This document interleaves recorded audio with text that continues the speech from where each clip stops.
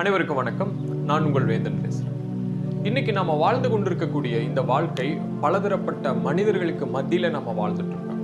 இந்த மனிதர்களில் வேறுபட்ட சிந்தனையுடையவர்கள் இருக்கிறாங்க, வேறுபட்ட உணர்வுகள் உடையவர்கள் இருக்காங்க, வேறுபட்ட எண்ணங்களை உடையவர்கள் இருக்காங்க.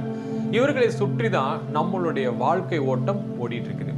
நீங்க உங்களை பத்தி என்ன வேணாலும் நினைச்சிட்டு இருக்கலாம். நான் நல்ல வசதி வாய்ப்போட நல்ல ஒரு சந்தோஷமான லைஃப் நான் என்ஜாய் பண்ணிட்டு இருக்கேன் அப்படின்னு நீங்க நினைக்கலாம். அல்லது ஏன் என்னுடைய வாழ்க்கை மட்டும் இப்படி இருக்குது அப்படின்னு உங்களை நீங்க நொந்து கொண்டிருக்கக்கூடிய ஒரு நபராகவும் இருக்கலாம்.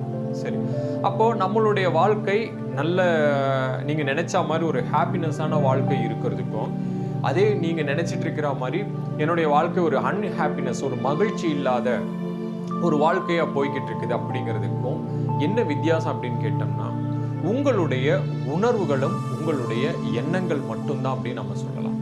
கண்டிப்பா.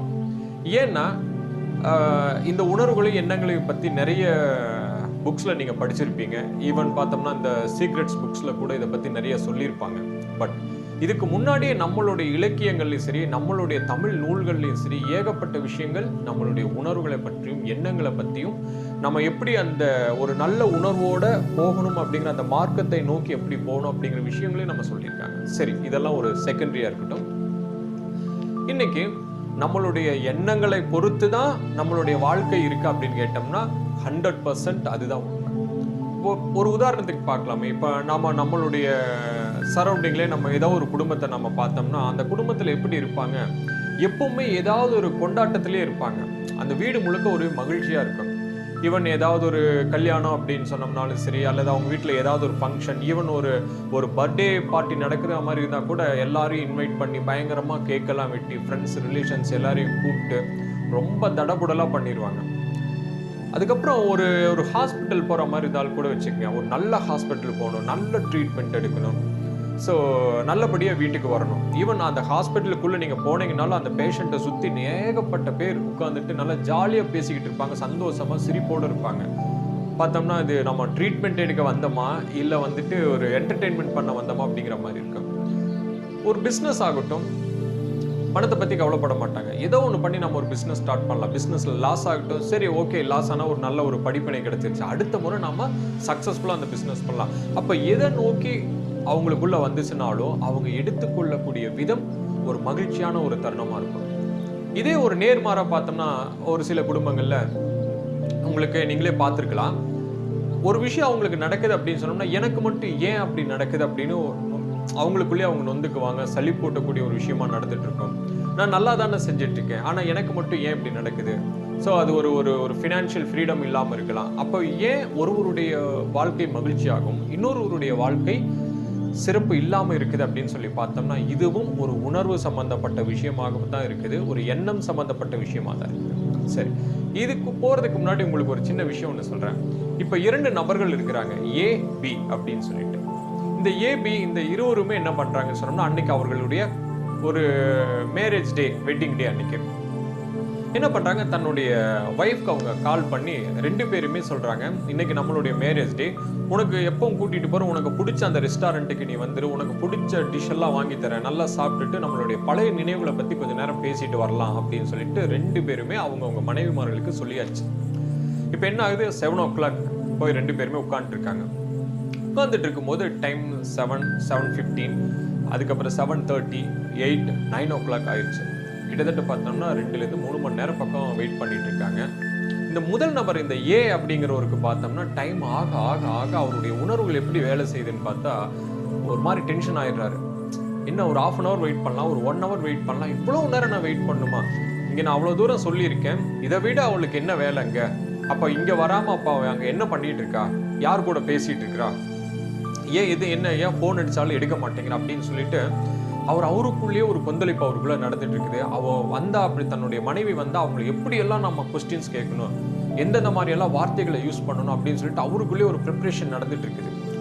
அவனுக்குள்ள அந்த உணர்வு அப்படி அந்த மாதிரி வேலை செஞ்சுட்டு இருக்கு. அதே பி அப்படிங்கிற அந்த நபர் என்ன பண்றாருன்னு பார்த்தோம்னா, வெயிட் பண்ணிட்டு இருக்கிறாரு, தன்னுடைய மனைவிக்கு கால் அடிக்கிறாரு, அவங்க அந்த ஃபோன் அட்டன் பண்ணல. நான் எப்போ ஒரு அழைப்பு கொடுத்தோம்னாலும் எனக்கு இமீடியட்டா என்னுடைய மனைவி எடுத்துருவா. அதே மாதிரி ஏதாவது அவளுக்கு ஒரு நேர்ந்தது அல்லது ஏதாவது ரொம்ப ஒரு கிரிட்டிக்கலான ஒரு சிச்சுவேஷன் வருதுன்னு சொன்னோம்னா கூப்பிட்டு நம்மளுக்கு இன்ஃபார்ம் பண்ணிடுவா. இப்படி இருக்கக்கூடிய தன்னுடைய மனைவி ஏன் இன்னைக்கு நம்மளுக்கு கூப்பிடல, அதுவும் நான் இங்க வந்து வெயிட் பண்ணிட்டு இருக்கேன்னு தெரியும், இன்னைக்கு மேரேஜ் நாள் அப்படிங்கிற அந்த விஷயமும் அவங்களுக்கு தெரியும். அப்போ ஏதோ ஒண்ணு அவளுக்கு நடந்திருக்கு, அவ பாதுகாப்பா இருக்காளான்னு நம்ம முதல்ல அதை தெரிஞ்சுக்கணும். ஏன்னா இப்படி பண்ணக்கூடியவள் அவள் கிடையாது அப்படின்னு சொல்லிட்டு இவருடைய உணர்வுகள் அவங்களுடைய பாதுகாப்பை நோக்கியும் அவங்க ஒரு நல்ல இடத்துல இருக்காங்களா அப்படிங்கிறத பத்தின ஒரு கண்ணோட்டத்துல தன்னுடைய உணர்வு அவருக்கு போயிட்டு இருக்கு. இந்த இடத்துல ஏன் அவருடைய உணர்வு எப்படி போயிட்டு இருக்குதோ அதே மாதிரி பீனுடைய உணர்வு எப்படி போயிட்டு இருக்கு, இது ரெண்டுல எது சரி அப்படின்னு கேட்டோம்னா ரெண்டுமே சரிதான். ஏன்னா நம்மளுடைய வாழ்க்கை எப்படி போகுது அப்படிங்கிறது நாம வெளிப்படுத்துகின்ற அந்த உணர்வை நோக்கிதான் நம்மளுடைய வாழ்க்கை நகர்ந்துட்டு இருக்கோம். நம்ம வாழ்க்கை நல்லா போகுது அப்படின்னு சொன்னோம்னா உங்களுடைய உணர்வு நல்லா இருந்துச்சுன்னா உங்களுடைய வாழ்க்கை நல்லா போகும். உங்களுடைய உணர்வு மோசமாக இருக்குது, என்னுடைய வாழ்க்கை இப்படிதான் போகுது அப்படின்னு சொன்னோம்னா நம்மளுடைய வாழ்க்கை அப்படிதான் போகும். ஏன்னா நீங்க சொல்லலாம், ஏன்னா இது ரொம்ப ஈஸியா இருக்குதே அப்படின்னு நீங்க சொல்லலாம், சொல்றதுக்கு ஈஸியா சொல்லிட்டு போயிடலாம். ஆனா எல்லா நாளுமே எல்லா நேரத்திலையுமே நம்மளுடைய உணர்வுகளை இப்படி கட்டுப்பாடா வச்சுக்க மகிழ்ச்சியானதா வச்சுக்க முடியுமா, எனக்கு கிடைக்கிறதெல்லாம் மகிழ்ச்சியான உணர்வோடு ஏத்துக்க முடியும்னு சொன்னோம்னா இறைவனுடைய அருள்ல இறைவன் நம்மளுக்கு பாரபட்சம் இல்லாம கொடுக்கறதுல அப்படி கொடுத்துக்கிட்டு இருக்கிறாரு. நம்மகிட்ட ரிசீவ் பண்றத நமக்கு கைகள் பத்தாது அப்படின்னு சொல்லிக்கலாம். ஸோ இவங்க புண்ணியம் பண்ணவங்க, இவங்க பாவம் பண்ணவங்க, இவங்களுக்கு கம்மியா கொடுக்கணும், இவங்களுக்கு ஜாஸ்தியா கொடுக்கணும் அப்படிங்கிற அந்த பாரபட்சம் இறை அருளை பொறுத்த வரைக்கும் கிடையவே கிடையாது. சரி, அது நிறைய விஷயங்கள் சொல்லிட்டு இருக்காங்க, நம்ம அந்த டாபிக் உள்ள போல. அப்போ நாம ஒரு விஷயத்தை உள்ள வாங்கும் பொழுது எந்த மாதிரியான உணர்வோட அந்த விஷயத்தை நம்ம உள்ள ரிசீவ் பண்றோம் அப்படிங்கிறத பொறுத்தே நம்மளுடைய வாழ்க்கை மகிழ்ச்சியானதாகவும் மகிழ்ச்சி அற்றதாகவும் இருக்குது. எல்லா நேரத்திலுமே இந்த மாதிரி இருக்க முடியுமா அப்படின்னு கேட்டோம்னா கண்டிப்பா இருக்க முடியும். ஒரு சின்ன உதாரணம் பார்த்தோம்னா, இப்போ நீங்க ஒரு பிசினஸ் பண்ணிட்டு இருக்கீங்க. உங்களுடைய பிசினஸ் இப்போ ஃபார் எக்ஸாம்பிள் ஒரு கேஸ் ஸ்டவ் நீங்க வந்து ஒரு சேல் பண்ணிட்டு இருக்கீங்க வச்சுங்க. சரி, இந்த இடத்துல உங்களுக்கு ரெண்டு விஷயங்கள் நடக்கும். ஒன்று, நீங்க புதுசா ஒரு அடுப்பு கேஸ் ஸ்டவ் நீங்க வித்துட்டு இருப்பீங்க. அதே நேரம் உங்களுடைய கஸ்டமர்ஸ்க்கு அவங்க யூஸ் பண்ணிட்டு இருக்கக்கூடிய ஒரு கேஸ் ஸ்டவ் வந்து ஏதாவது ஒரு ரிப்பேர் ஆயிடுச்சுன்னா உங்ககிட்ட கொண்டாந்து கொடுப்பாங்க. நாம் என்ன பண்ணுவோம், அதை வந்து ரிப்பேர் பண்ணி சர்வீஸ் பண்ணி அவங்களுக்கு கொடுத்துருவோம்.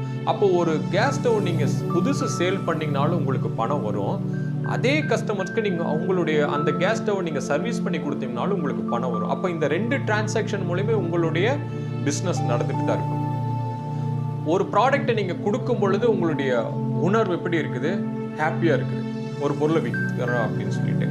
அதே போல இன்னொரு கஸ்டமருக்கு நம்ம பொருளை விற்கல, ஆனா அவருக்கு ஒரு சர்வீஸை செஞ்சு கொடுக்கறதுனால நம்மளுக்கு பணம் வருது. இப்பவும் நம்மளுக்கு என்ன கிடைக்குது, ஒரு ஹாப்பினஸ் கிடைக்கும், ஒரு உணர்வோட நம்ம வந்து வாங்குறோம். அப்போ இந்த இடத்துல நம்ம என்ன புரிஞ்சுக்கணும் அப்படின்னு கேட்டோம்னா, இதே போலதான் உங்களுடைய வாழ்க்கையில ஒரு மகிழ்ச்சியான தருணம் வரும் பொழுது நீங்க எப்படி அது ஒரு ஹாப்பினஸா ஒரு நல்ல உணர்வோடு அதை ரிசீவ் பண்றீங்களோ, உங்களுக்கு பிசினஸ் நடக்கலினாலும் பரவாயில்ல, ஒரு சர்வீஸ்க்காகவாது ஒரு சின்ன விஷயமாவது உங்களுக்குள்ள வருதே, உங்களுடைய நல்லதுக்காக வருதுங்கும் போது அதையும் நீங்க ஒரு ஹாப்பினஸான ஒரு உணர்வோட வாங்குறீங்க இல்லையா. அப்போ உங்களுக்கு கஷ்டங்கள் வரும் பொழுதும் இடர்கள் வரும்போது துன்பம் வரும்போது நம்ம என்ன பண்றோம், அதையும் ஏதோ கடவுள் நம்மளுக்கு ஒரு நல்ல படிப்பினையை கொடுத்திருக்கிறாரு அப்படின்னு சொல்லிட்டு ஒரு நல்ல உணர்வோட இது கண்டிப்பா நம்மளால சரி செய்ய முடியும் அப்படிங்கிற அந்த மகிழ்ச்சியான உணர்வோட நீங்க அதை உள்ள எடுத்துக்கிட்டீங்க அப்படின்னு சொன்னோம்னா உங்களுக்கு அது சந்தோஷமாக மாறக்கூடிய ஒரு வாய்ப்பை தரும். இப்போ ஒரு ஹாப்பினஸான விஷயம் என்ன நடக்கும், அதை தொடர்ந்து அடுத்தடுத்து மகிழ்ச்சியாவே போயிட்டு இருக்கும் ஒரு சிலருக்கு. ஏன், அந்த மகிழ்ச்சி இன்னொரு மகிழ்ச்சியை கூட்டிட்டு வரும், அதுக்கப்புறம் அந்த மகிழ்ச்சி இன்னொரு மகிழ்ச்சியை கூட்டிட்டு வரும்.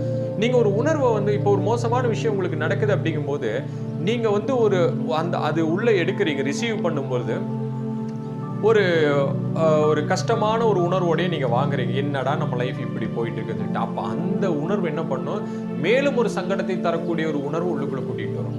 அந்த உணர்வு இன்னும் பலதரப்பட்ட கஷ்டங்களை தரக்கூடிய ஒரு சூழ்நிலையை கொண்டு வரும். அப்போ இதுதான் இங்க ஃபேக்ட். நாம எப்படி வேணும் அப்படின்னு நினைக்கிறோமோ அந்த மாதிரி தான் நம்மளுடைய வாழ்க்கை நகர்ந்து கொண்டிருக்குது. அப்போ உங்களுடைய எண்ணங்களை நீங்க வந்து மகிழ்ச்சியா வச்சுக்கிறது மூலமா, உங்களுடைய எண்ணங்களை ஒரு நேர்மறையான சிந்தனையா வச்சுக்கிறது மூலமா எது நடந்தோம்னாலும் சரி அதை தீர்க்கக்கூடிய சொல்யூஷன் உங்ககிட்ட ஆல்ரெடி இருக்குது. அது இல்லாம இறைவன் ஒருபோதும் உங்களுக்கு ஒரு கஷ்டத்தையோ ஒரு மகிழ்ச்சியோ கொடுக்க மாட்டாரு. அப்போ வருகின்ற எந்த விஷயமாக இருந்தோம்னாலும் சரி ஒரு நல்ல உணர்வோடு மகிழ்ச்சியான உணர்வோடு நீங்க அதை ரிசீவ் பண்றீங்கன்னு சொன்னோம்னா உங்களுடைய வாழ்க்கையில எல்லாமே மகிழ்ச்சியாக தருணமா அமையும். நன்றி.